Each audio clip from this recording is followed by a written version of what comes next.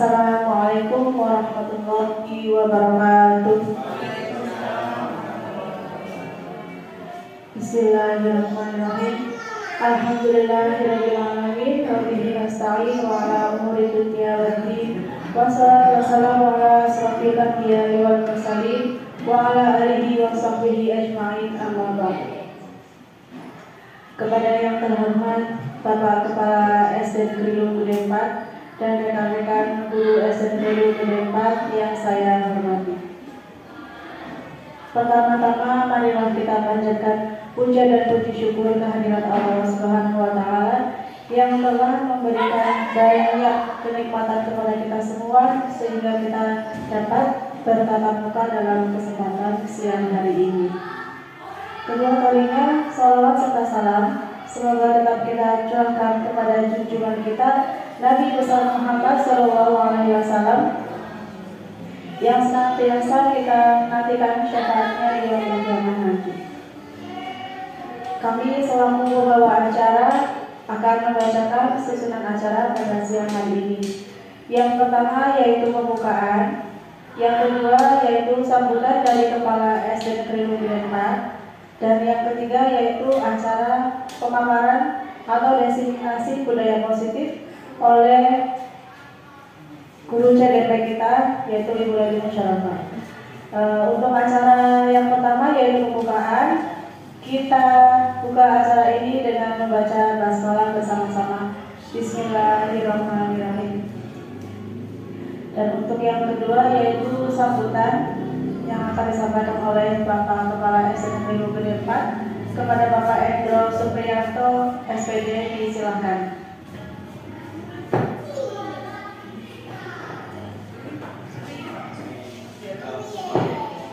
Berdiri. Bismillahirrahmanirrahim. Assalamualaikum warahmatullahi wabarakatuh. Innal hamdalillah wassalatu wassalamu ala rasulillah wala haula wala quwwata illa billah, amma ba'd. Yang saya hormati Dewan Guru SD Negeri Luwu Gede 4, terkhusus yang saya hormati Ibu Laili Musyawarah SPD CGB Angkatan 8 yang insya Allah nanti akan melaksanakan diseminasi terkait dengan budaya positif di sekolah kita. Bapak Ibu yang saya hormati, terkait dengan program budaya positif, sekolah kita memang sudah melaksanakan beberapa hal yang terkait dengan itu. Nah, hari ini Ibu Laili Musyawarah akan mendeseminasikan idenya bagaimana budaya positif di sekolah. Semoga dengan diseminasi ini Bapak Ibu semua bisa memberi sesuatu yang positif kepada lingkungan sekolah, bukan hanya mungkin kinerja secara langsung sebagai seorang guru, tapi memberikan nilai positif kepada seluruh warga sekolah, sehingga iklim positif yang ada pada sekolah kita bisa berimbas kepada semua warga, baik itu di guru, anak didik kita, lingkungan kita, atau mungkin faktor atau stakeholder yang lain. Semoga dengan diseminasi ini kita bisa mengambil manfaat. Dan terkait ini saya kira bukan hanya ditujukan sekedar untuk memenuhi tugas CGB, tapi saya berharap ini harus ada nilai lebihnya, bagaimana menerapkan budaya positif di lingkungan sekolah kita agar tadi iklim positif benar-benar bisa dilaksanakan, pembelajaran bisa dilaksanakan secara efektif, anak-anak kita juga bisa merasakan bagaimana iklim positif itu bisa dirasakan. Saya kira itu yang bisa kami sampaikan sekali lagi, mohon kepada Pak Dewan Guru bisa memberi perhatian agar bisa menerapkan masing-masing budaya positif apa, baik di kelas maupun di lingkungan sekolah di luar kelas. Jadi nanti anak-anak kita itu benar-benar merasakan. Demikian akhir kalam. Assalamualaikum warahmatullahi wabarakatuh. Terima kasih disampaikan. Untuk acara selanjutnya yaitu acara diseminasi budaya positif yang akan dipaparkan oleh Ibu Laili Musyarafah SPJ. Kepadanya disilakan.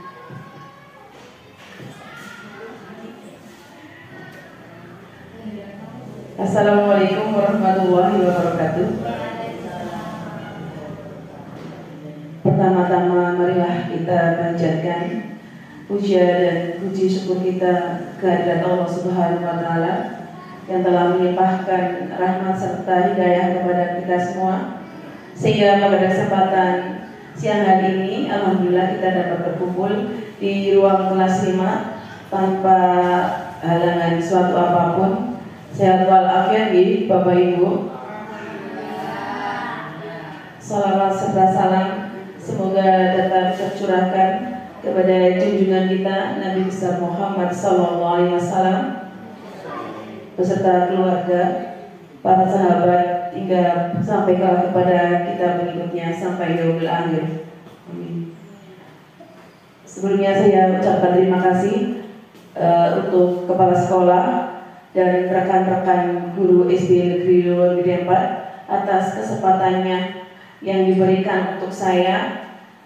Saya Laili Musyarafah, calon guru penggerak angkatan 8, akan menyampaikan diseminasi budaya positif dari kegiatan modul 1.4 pada hari ini, pada hari Kamis tanggal 27 Juli 2023. Di sini saya akan memaparkan tentang diseminasi budaya positif 1.4. Tujuan pendidikan. Saya di sini adalah biar kelihatan. Pertama, saya masuk modul 1.1 itu tentang pendidikan menurut Ki Hajar Dewantoro. Tujuan pendidikan menurut Ki Hajar Dewantoro yaitu menuntun segala kodrat yang ada pada anak-anak agar mereka dapat mencapai keselamatan dan kebahagiaan yang setinggi-tingginya, baik sebagai manusia maupun sebagai anggota masyarakat. Oleh sebab itu, pendidik itu hanya dapat menuntun tumbuh atau hidupnya kekuatan kodrat yang ada pada anak-anak agar dapat memperbaiki lakunya, bukan dasar mereka hidup dan tumbuh kekuatan kodrat anak. Jadi kodrat anak itu ada dua ya, kodrat zaman dan kodrat alami. Kodrat alami itu mungkin lain, makanya anak itu bukan seperti kertas putih yang kita bisa coleki apapun kehendak kita, tetapi mereka itu sebenarnya adalah garis-garis lemak yang sudah mempunyai bakat mereka masing-masing, dan tugas kita sebagai menebarkan yang sama-sama itu. Misalkan anak itu ternyata pandai voli ya, Bu Guru tidak ya, mungkin dari kita itu nggak tahu dia itu pandai voli, masih samar, dan tugas kita sebagai guru itu adalah menebarkan garis-garis samar itu dengan cara melatihnya lebih giat lagi. Atau misalkan anak yang lain pandai menggambar atau yang lainnya, maka kita sebagai guru itu menuntun sesuai kodrat anak tersebut.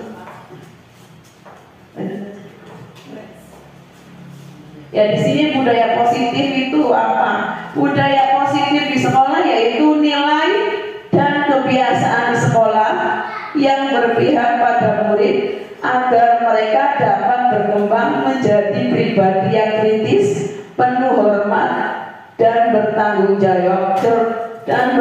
jawab sesuai dengan profil belajar Pancasila seperti yang sedang dicanangkan oleh Menteri kita dengan programnya Merdeka Belajar yang memuat 6 profil belajar Pancasila. Adakah Bapak Ibu yang tahu 6 dimensi profil belajar Pancasila? Yang pertama, dimensinya, karena itu adalah sesuatu yang apa ya, yang masih hangat ya, maksudnya di kurikulum Merdeka ini 6 dimensi itu pasti itu mengikuti terus. Aku kira barangkali bisa menjawab 6 dimensi profil belajar Pancasila. Yang pertama deh, bertakwa dan beriman terhadap Tuhan Yang Maha Esa dan budi pekerti. Terus kita kan sudah mulai nih ya kurikulum Merdeka, kalau tidak bisa 6 itu harus diamalkan. Yo, boleh kan? Kedua, mandiri. Yang ketiga, bergotong royong. Yang 4, berbineka global. Kebinekaan global ya. Yang kelima, bernalar kritis. Dan yang keenam adalah kreatif. Ya. Tepuk tangan buat guru Eka. Agama tadi bisa menjawab 6 dimensi dari profil belajar Pancasila. Ya, biar semangat begini. Ya, itu ya. Selanjutnya, konsep utama budaya positif itu apa? Perubahan paradigma belajar. Yang kedua, disiplin positif. Yang ketiga, kebutuhan dasar manusia. Yang keempat, motivasi perilaku manusia. Yang kelima, restitusi posisi kontrol diri, kontrol buruk. Yang keenam, keyakinan kelas. Dan yang ketujuh, segitiga restitusi. Nanti saya akan menjabarkan ini, walaupun mungkin penjabarannya kurang, tapi insya Allah saya akan menjabarkan pada siang hari ini. Yang pertama yaitu perubahan paradigma belajar. Dalam membangun budaya positif sekolah dapat menyediakan lingkungan yang positif, aman, dan nyaman agar siswa mampu berpikir, bertindak, dan mencipta dengan merdeka, mandiri, dan bertanggung jawab. Disiplin sangat berkaitan dengan kontrol guru terhadap siswanya. Jadi di sini kita itu seperti Raja Dewata bilang, menghamba pada anak. Bukan berarti kita menghamba seperti kita menghamba pada Tuhan ya, tapi kita itu murid pokoknya semua itu tentang murid. Kalau sudah sekolahan ya semua tentang murid kita yang ada di sekolahan ini. Fokus ke murid kita. Agar apa? Ya mereka merdeka, mandiri, dan bertanggung jawab ini agar mereka itu dapat memunculkan selama diri mereka, bertanggung jawab mereka bagaimana dalam penerapannya di sekolah.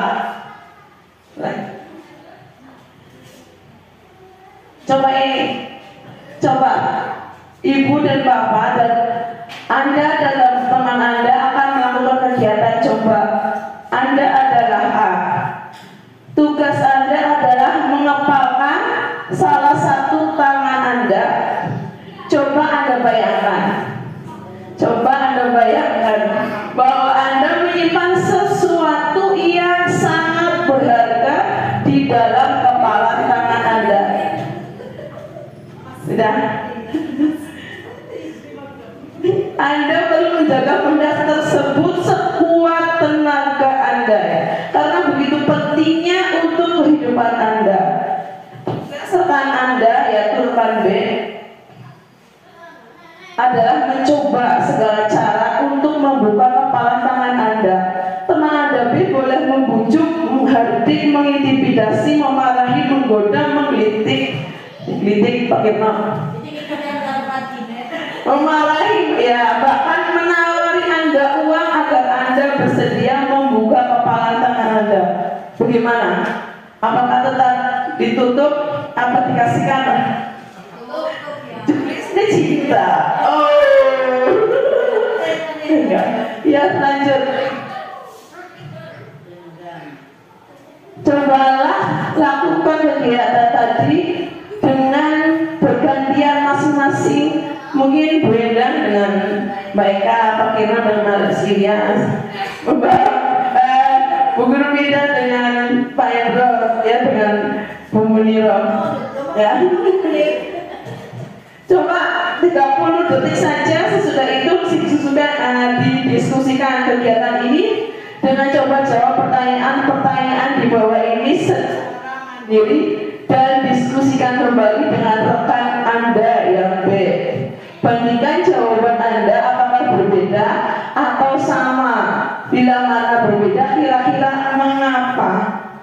Yang pertama, apakah Anda atau B membuka kepala tangan Anda? Membuka apa menutup? Membuka. Alasannya apa membuka, Pak? Supaya dia tahu sebenarnya diri itu ada keinginan positif, ada apa keinginan negatif. Ya, Mbak Bida gimana? Belum Bida? Saya menutup, Pak. Kenapa? Karena saya kalau punya keinginan harus itu ya itu. Teguh pendirian, ya, apa? Kalau Bu Endang, bagaimana Bu Endang? Saya pilih terbuka aja. Terbuka, ya, terbuka. Dipikir-pikir harus dikritik-kritik Bu Endang. Ya, Bu Eka. Kenapa? Sebab suatu keinginan sesuatu yang berharga itu kan harus kita pertahankan. Jadi saya tutup. Ya, pakai membuka atau menutup? Sampai kita tutup. Mana bukannya Rahasia. Iya. Ya. Pertanyaan saya rahasia. rahasia. Ya, Pak Guru ya. Bukan. Saya pilih membuka. Iya, itu kalau belum pada saya. Kenapa terbuka? Karisnya cinta. Enggak, karena biar orang lain juga tahu apa kemampuan yang saya punya. Oh iya. Satu lagi, membuka atau menutup? Kalau saya menutup dan membuka.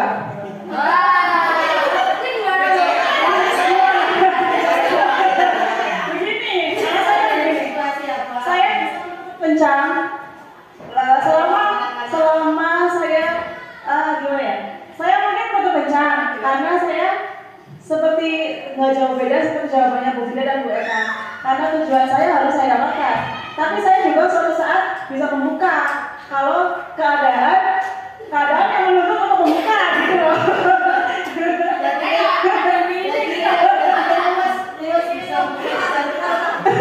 Dalam kegiatan ini sebenarnya siapa yang memegang kendali atau kontrol untuk membuka atau menutup itu siapa? Ya diri kita sendiri, seperti itu.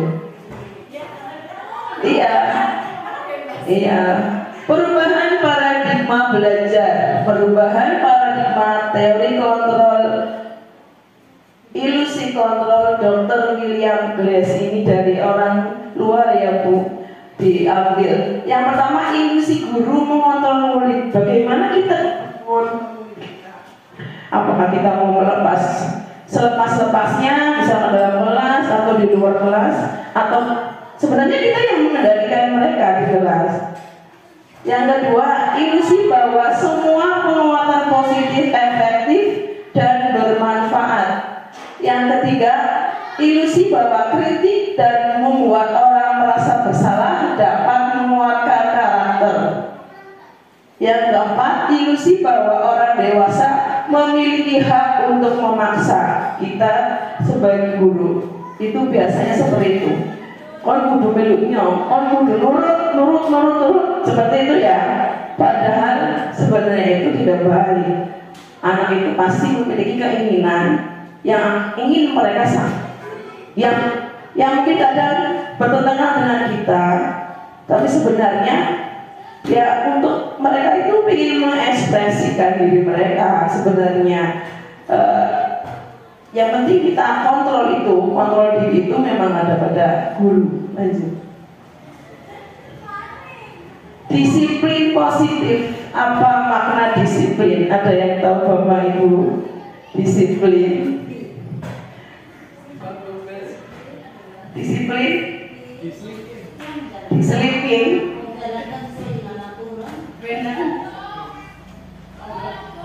Kalau menurut saya disiplin itu menjalankan sesuatu yang bersifat positif sesuai dengan aturan. Lanjut. Sesuai aturan yang beda.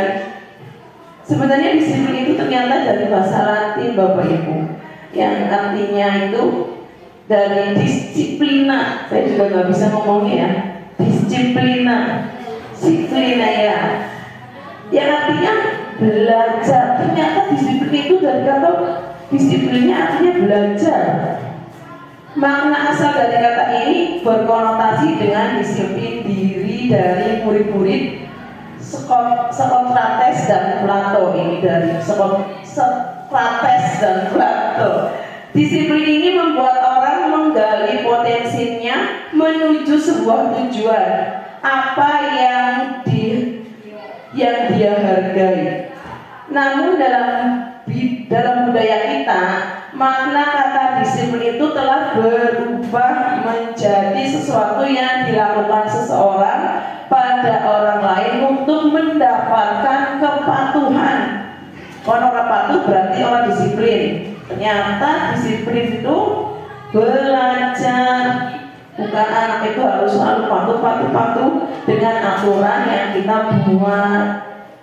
Kecenderungan umum adalah menggabungkan kata disiplin dengan ketidaknyamanan. Biasanya anak-anak dengan kata disiplin mancing teratur, lambine kudu benzina, kudus pakai sabun dan sebagainya, itu kadang mereka membuat mereka tidak nyaman.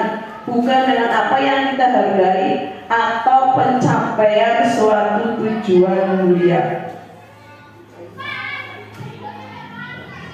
Disiplin adalah kemampuan memerintah diri sendiri dalam mengontrol dan menguasai diri untuk memilih tindakan yang mengacu pada nilai-nilai yang kita hargai dengan penuh tanggung jawab tanpa terperintah dari orang lain. Nilai-nilai yang kita hargai adalah nilai kebajikan, sifat positif manusia yang merupakan tujuan mulia yang ingin dicapai setiap individu, yaitu nilai-nilai dalam profil belajar Pancasila yang tadi Bu Guru Eka bacakan. Dimensinya bertakwa, yang pertama pasti disandingkan bertakwa kepada Tuhan Yang Maha Esa dan berakhlak mulia, itu pasti nomor satu. Karena kalau anak pinter benar kritis di bawahnya tapi akhlaknya kurang, percuma sekali. Karena sebenarnya pendidikan utama itu adalah akhlak mulia. Lanjut. Motivasi perilaku manusia yang nomor 3. Satu, untuk menghindari ketidaknyamanan atau hukuman apa yang terjadi apabila saya tidak melakukannya. Sebenarnya sepertinya yang orang lakukan dia bakal hukuman, ya Bu ya. Kadang orang kita tidak perangkatnya telat aja buruk, pasti motivasinya ini ketidaknyamanan atau dapat hukuman. Mungkin dulu ya Pak Kino ya, tidak dapat TPP apa namanya ya, seperti itu. Yang kedua, untuk mendapatkan imbalan dari orang lain atau instansi, ya seperti itu ya Pak Kino. Ya, motivasi perilaku manusia itu pasti itu, bukan dari dalam dirinya sendiri, tapi untuk mendapatkan sesuatu ini, mendapatkan imbalan ya. Terus apa yang akan saya dapatkan apabila saya melakukannya? Dapat tambahan, seperti anak didik kita. Ketika dia disiplin, pasti mungkin dapat ujian dari gurunya, mendapatkan nilai yang bagus dalam mata pelajarannya. Lah itu tidak dimarahi itu yang pertama, tidak dimarahi gurunya.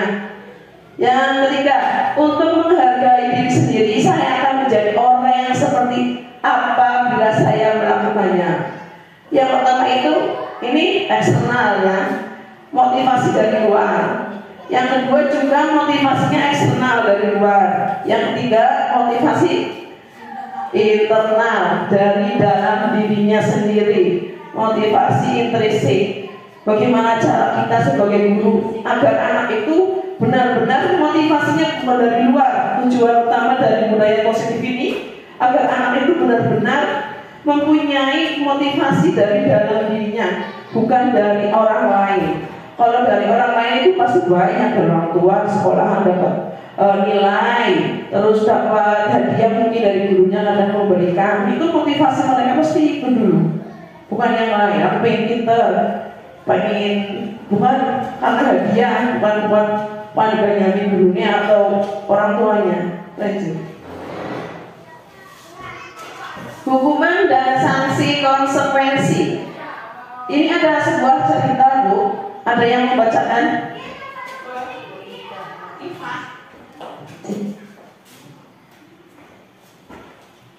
Iva kurang menguasai pelajaran matematika, sehingga pada saat pelajaran tersebut berlangsung, dia lebih banyak berdiam diri atau menggambar di buku pelajarannya. Pada saat guru matematikanya, Pak Seno, menanyakan pertanyaan Iva menjadi gugup dan tak sengaja menjatuhkan tasnya dari kursi. Secara tiba-tiba menjadi gagap pada saat berupaya menjawab. Seluruh kelas pun tertawa melihat perilaku Iva yang berbicara tergagap-gagap dan terkejut tersebut.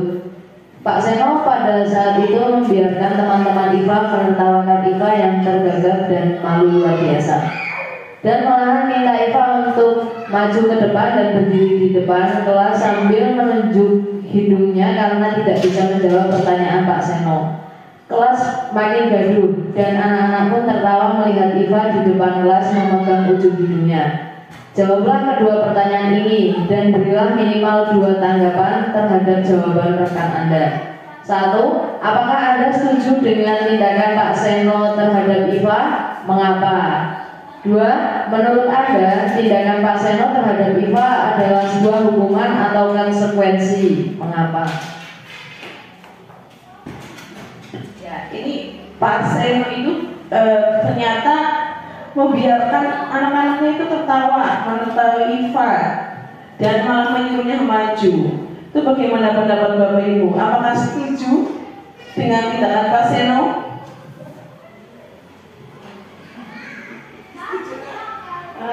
Kalau menurut saya, pendapat saya pribadi kurang setuju, karena Pak Seno ini menghukum. Yang betul menurut saya ini adalah konsekuensi harusnya, Bu. Jadi konsekuensi ini dibuat dari kesepakatan di awal. Misalnya di awal masuk kita buat dulu kesepakatan di kelas kita. Misalnya nanti kan dari kesepakatan itu kan muncul dari siswanya sendiri sepakat. Nanti kalau tidak sepakat, kalau melanggar, ya konsekuensinya harus apa? Jadi nanti misalnya ada anak yang melanggar, jadi dia tahu sendiri konsekuensinya apa. Begitu. Jadi tidak menghakimi ataupun menghukum si anak tersebut. Begitu. Bagus sekali jawaban dari Bu Guru. Tepuk tangan bahwa tindakan Pak Seno itu salah. Dari awal memang kita harus membuat kesepakatan bersama keyakinan kelas. Oke. Selanjutnya jalan cepat. Kalau ini tulisan aku. Langsung saja. Mari berlatih. Nah, ini ada 4 pertanyaan Bapak Ibu. Saya akan bagikan ya, biar nanti tahu Bapak Ibu ini apakah ini hukuman atau konsekuensi.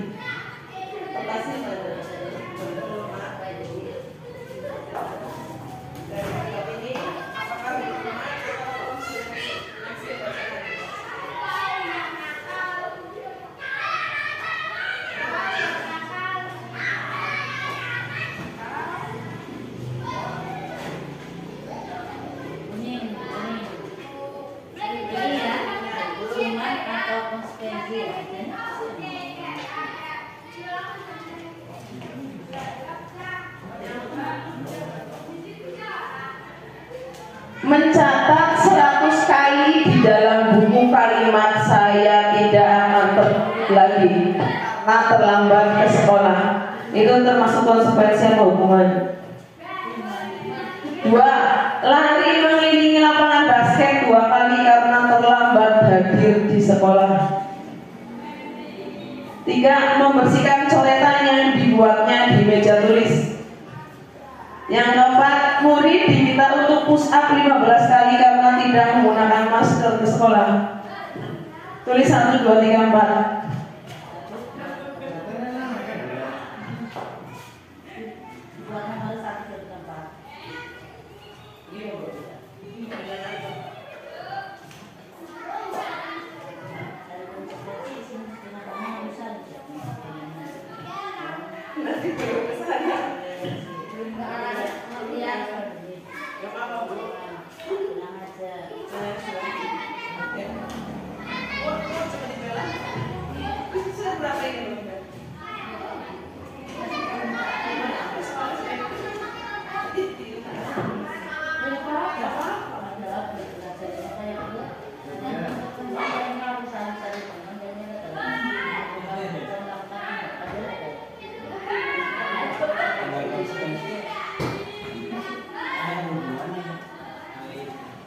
Hukuman, konsekuensi, hukuman,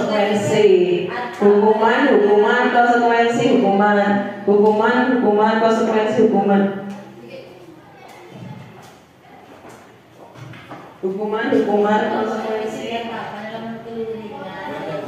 Coba lihat berikutnya. Nah ini Bu,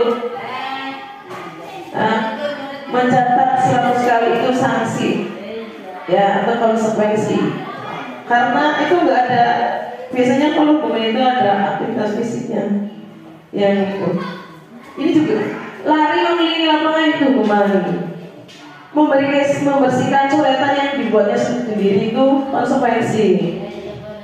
Murid diminta untuk push up itu hukuman. Jadi hukuman itu lebih ke ada arah fisiknya.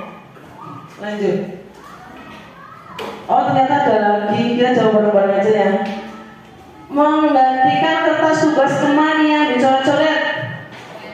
Konsekuensi. Berjemur di lapangan basket pukul 12.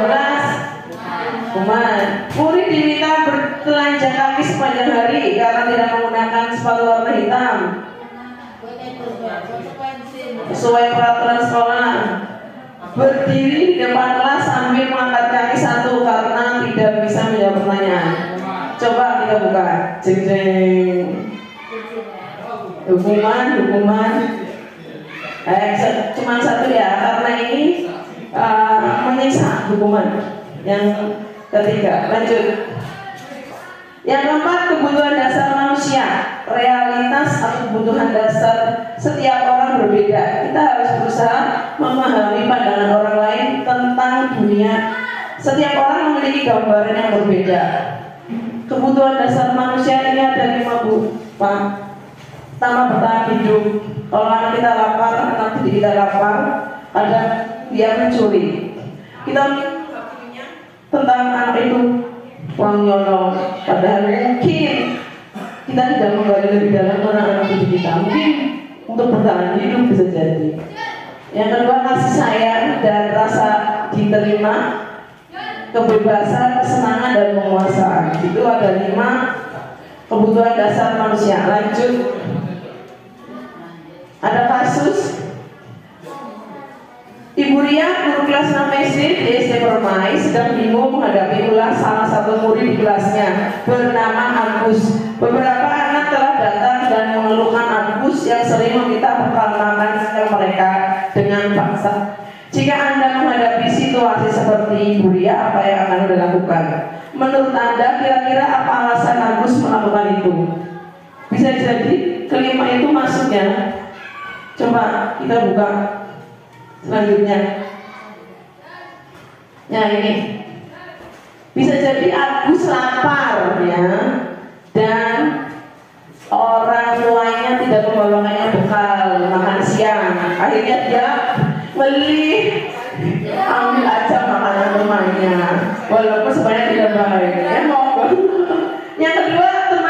jadi perhatian Agus, maksudnya caper mulai kancane ya, bisa jadi itu. Yang ketiga mungkin dia minta kasih sayang dari temannya, kurang bisa.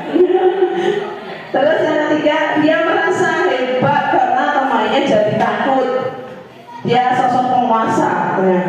Yang keempat, Agus merasa bosan dengan bekal yang dibawa oleh Pak. Restitusi posisi kontrol kita sebagai guru itu di sini penghukum, pembuat rasa bersalah, kita sebagai teman dengan guru kita atau pemantau dan manajer. Lanjut. Dan yang kelima lagi tadi saja Mbak Bida. Nah, ini dari posisi kontrol kelima ini yang lebih bagus yang mana Bapak menurut kalian? Teman. Terus apa lagi? Pemantau ya, bisa jadi. Yang mungkin yang harus jauhi dua ya, penghukum dan pembuat rasa bersalah. Marahi, tapi enggak menghukum, tapi membuat dia itu kayak takut, merasa sangat bersalah dengan apa yang dia lakukan.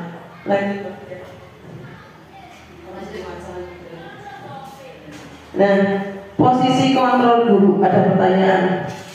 Ini ada pertanyaan, saya kecewa sekali dengan kamu. Itu maksudnya apa? Apakah tadi penghukum, membuat rasa bersalah, teman, pemantau, atau manajer? Membuat rasa bersalah. Yang kedua, kamu tidak pernah benar melakukannya. Membuat rasa bersalah. Ayolah lakukan demi ibu, ibu dan bapak. Ayolah, teman, ya teman.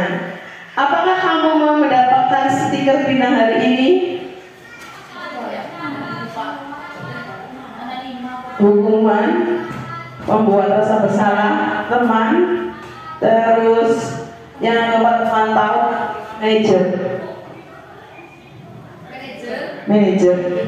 Yang kelima, bagaimana kamu bisa menyelesaikan masalah ini? Coba. Bagaimana kamu bisa menyelesaikan masalah ini? Bagaimana? Coba kita buka Bang. Yang pertama, membuat orang rasa bersalah. Yang kedua, penghukum. Yang ketiga, teman. Yang kelima, pemantau. Yang keenam, manajer. Manajer itu selalu apa ya, memberikan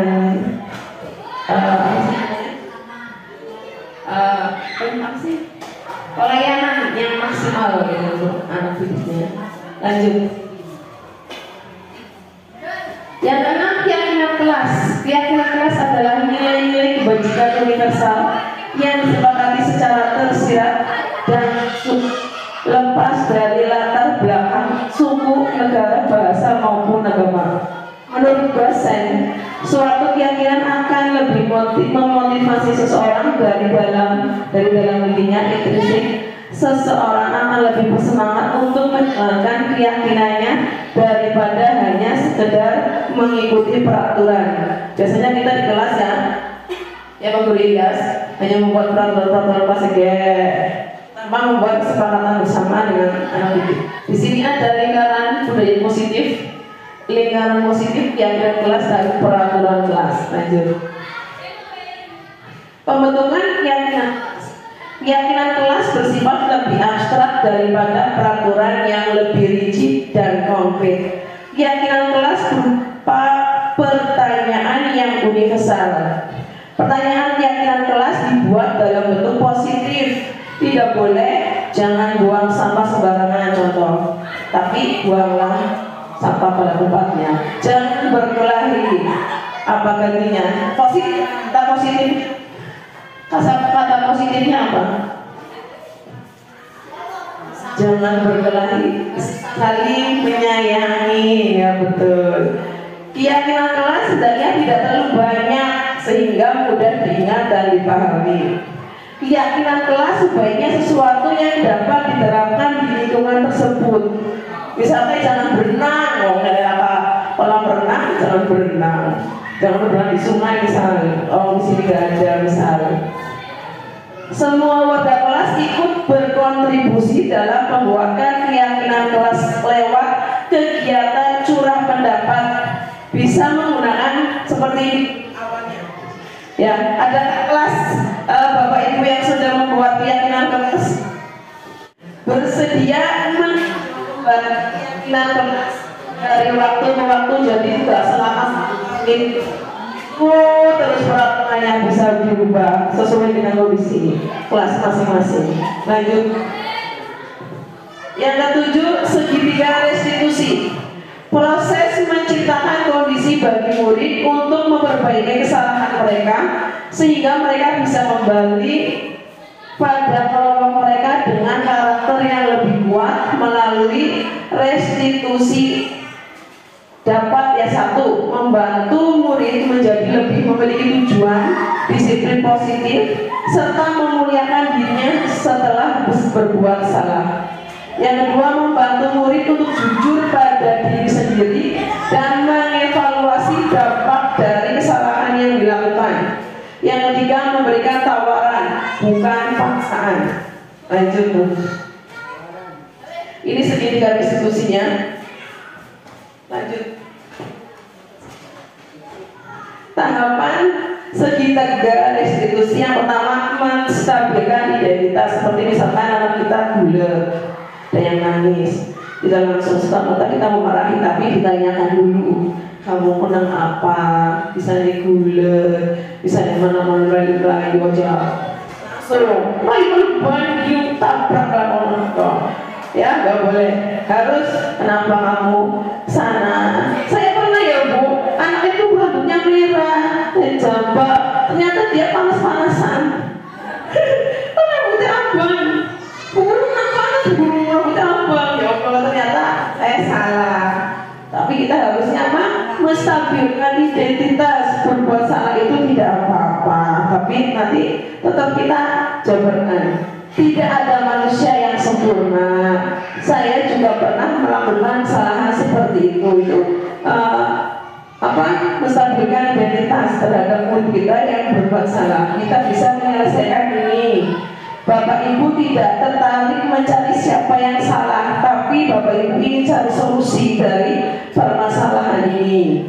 Kamu berhak merasa seperti itu. Misalkan mungkin dia mau beli pulpen ya di sini nggak ada, kan dia berhak nyebrang. Lanjut. Yang kedua, validasi tindakan yang salah. Setelah itu, setelah menanyakan, kita juga, kamu pasti punya alasan kenapa kamu itu lari-lari, mungkin kecelakaan. Kamu patut bangga pada dirimu sendiri karena kamu telah melindungi sesuatu yang penting buatmu. Misalkan dia memang nggak punya pulpen, akhirnya belinya jauh gitu. Lanjut. 3, menanyakan keyakinan. Apa yang kita percaya sebagai kelas atau keluarga? Apa nilai-nilai umum yang telah kita sepakati? Terus apa bayangan kita tentang kelas yang ideal? Kamu mau jadi apa? Kita tanyakan. Kamu pengen apa? Saya mulai dari luar. Kamu solusinya bagaimana? Seperti itu. Jadi segitiga restitusi sangat bagus ternyata untuk diterapkan di sekolah kita. Jika berarti segitiga restitusi tidak masalah anak-anak dari hati ke hati, sehingga mereka itu kembali ke lingkungannya itu dengan tidak merasa dendam terhadap kita, tapi kita menebarkan perhatian kepada anak didik kita yang telah melakukannya. Sudah selesai, alhamdulillah. Diseminasi modul 1 di tempat ini tentang budaya positif yang saya dapatkan dari kegiatan calon guru penggerak angkatan 8. Saya sudah menularkan kepada Bapak Ibu, barangkali ini bermanfaat. Semoga Bapak Ibu juga bisa mengikuti jejak saya sebagai guru penggerak. Alhamdulillah memang banyak ilmu. Kalau ilmu itu didapatkan pasti dengan berakit-rakit ke hulu, ya kan? Apa benar? Berakit-rakit ke hulu, bersenang-senang. Kemudian mungkin ini saya sedang sakit-sakit, tapi insya Allah hasilnya nanti kita dapatkan ilmu dari kegiatan program guru gerak ini. Barangkali ada yang mau ditanyakan. Kalau saya tidak bisa menjawab, mungkin Bapak Kepala Sekolah kita yang bisa dapat menjawabnya. Monggo. Monggo. Izin bertanya Ibu Leli. Tadi kan disampaikan untuk kita tidak boleh menekan anak kayak anak harus nurut terus sama kita. Nah, kita kan sudah membuat kesepakatan kelas yang sudah disepakati bersama. Nah, saya ini kan guru olahraga yang mana aktivitasnya di luar.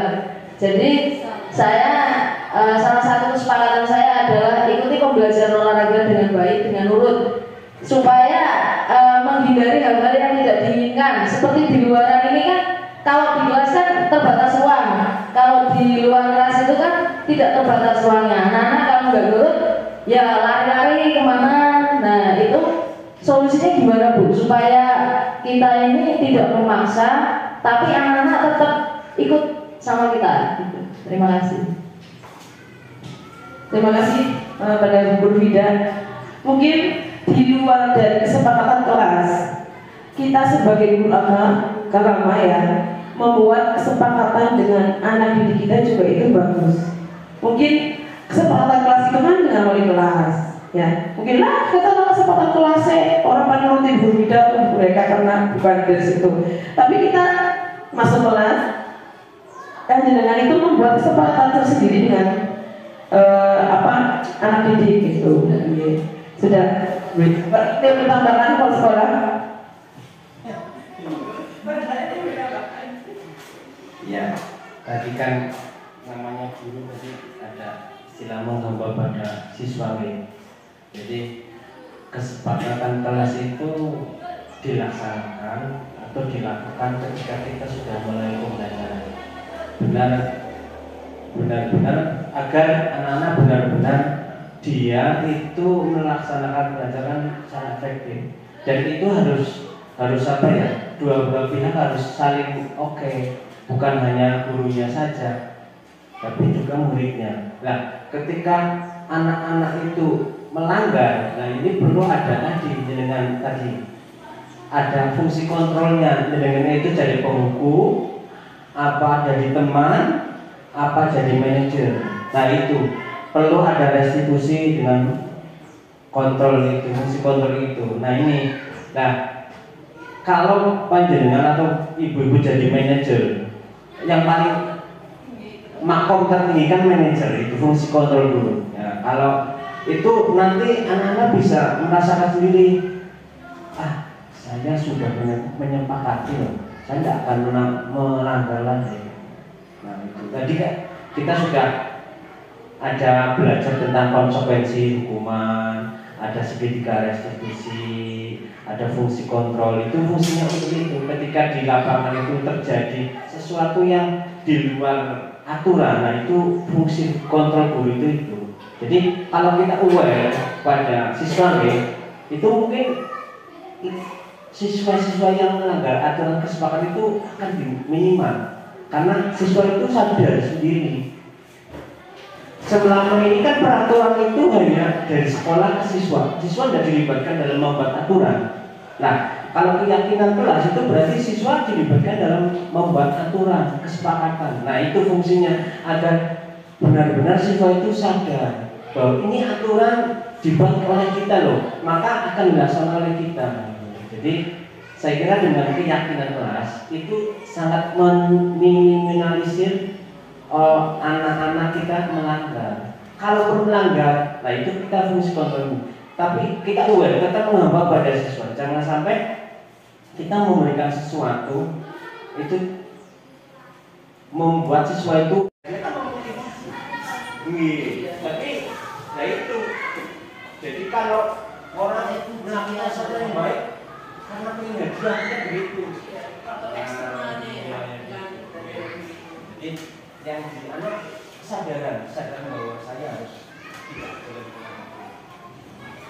Baik, terima kasih Bu Leli dan Pak Kepala Sekolah. Semoga puas dengan jawabannya. ternyata sudah selesai ya diseminasi saya hari ini. Terima kasih atas kesediaan Bapak dan Ibu. Bila taufik wal hidayah. Assalamualaikum warahmatullahi wabarakatuh.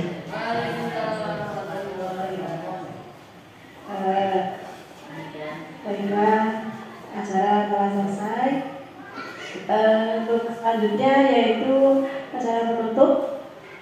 Mari kita tutup acara ini dengan bacaan hamdalah bersama-sama. Alhamdulillahirabbil alamin. Untuk selanjutnya saya sebagai pembawa acara mohon maaf apabila ada tutur kata yang kurang berkenan di hati Bapak Ibu semuanya. Bila ditaufiq wal hidayah. Wassalamualaikum warahmatullahi wabarakatuh.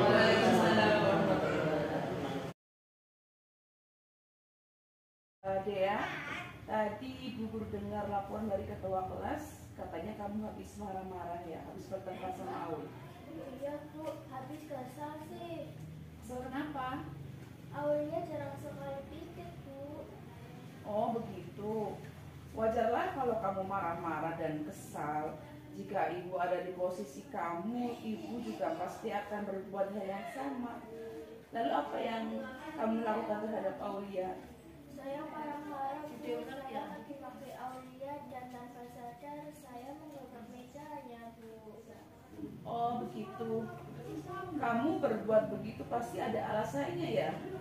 Iyalah Bu, masa saya diam saja. Saya dan teman-teman sudah capek-capek, tapi Aulia jarang sekali pikir Bu. Ya wajar lah kalau kamu merasa marah dan tidak rela karena Aulia juga ikut dalam perbuatan kamu kan.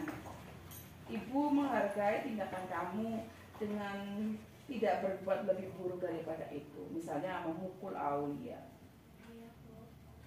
Sekarang kamu coba pikirkan tindakan kamu itu mengarah sampai mengebrak meja itu apa sesuai dengan keyakinan kelas? Tidak Bu.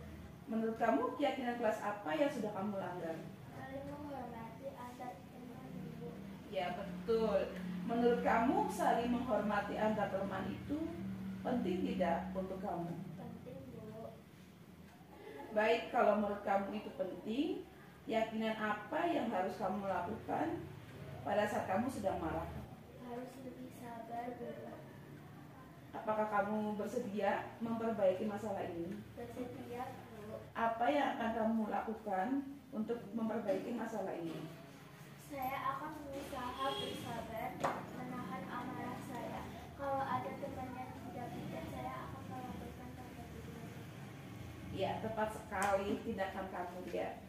Tetap semangat ya. Sekarang silakan kembali ke kelas kamu. Ya Bu, terima kasih. Ya, sama-sama.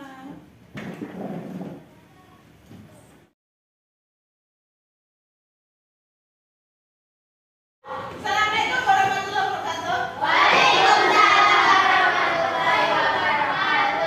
Gimana kabarnya hari ini? Sangat baik.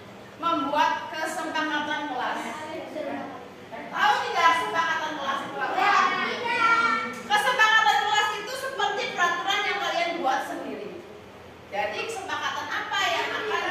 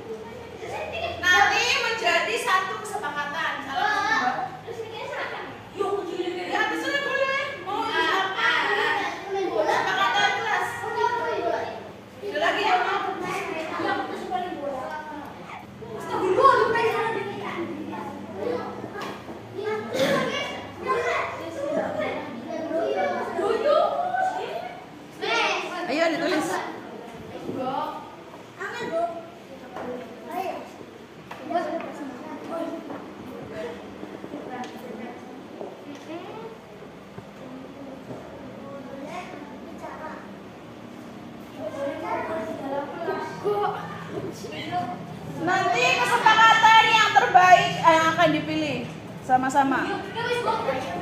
Sudah? Kalau sudah boleh diganti.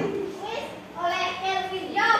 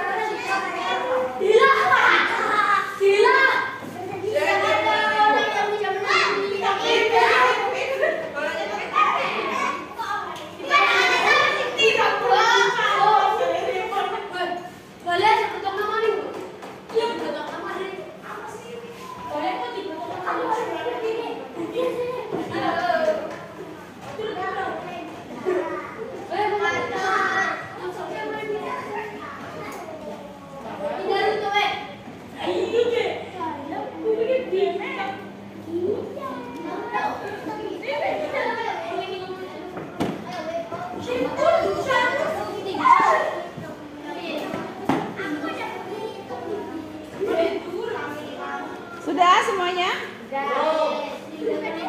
Yang belum?